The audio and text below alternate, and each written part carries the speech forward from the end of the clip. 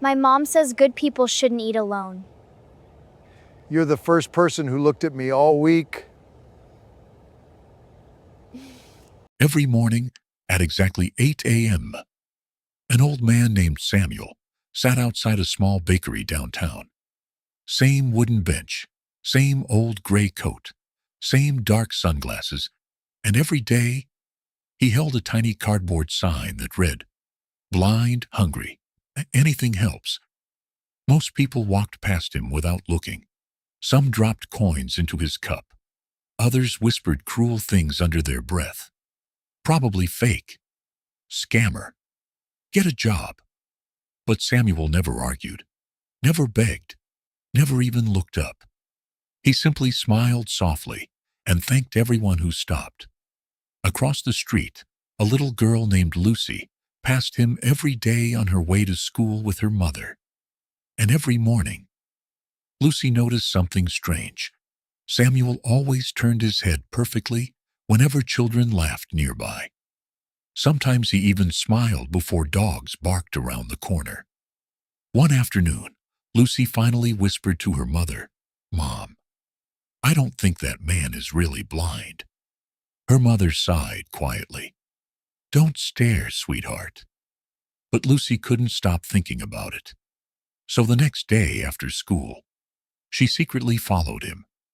At exactly 5 p.m., Samuel slowly stood up from the bench.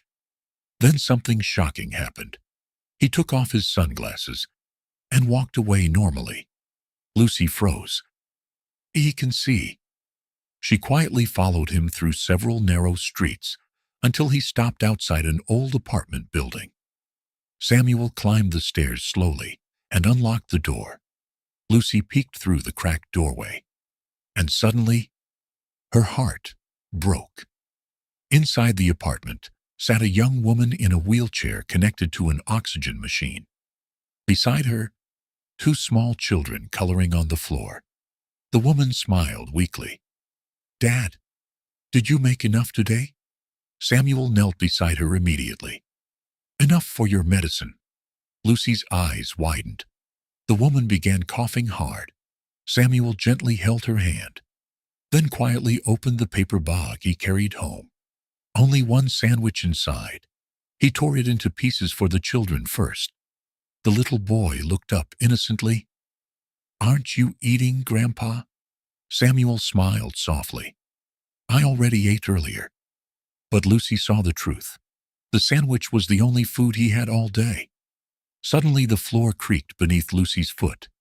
Samuel turned immediately toward the door. Their eyes met. Lucy panicked. I'm sorry." Samuel's face filled with fear. "Please," he whispered desperately. "Don't tell people." Lucy looked confused. "Why?" Samuel slowly lowered his head. "Because people help the blind old man. But nobody notices an old man struggling." That night, Lucy couldn't sleep. The next morning at 8 a.m., Samuel arrived at his usual bench. But this time, something was different. A long line of people already waited for him.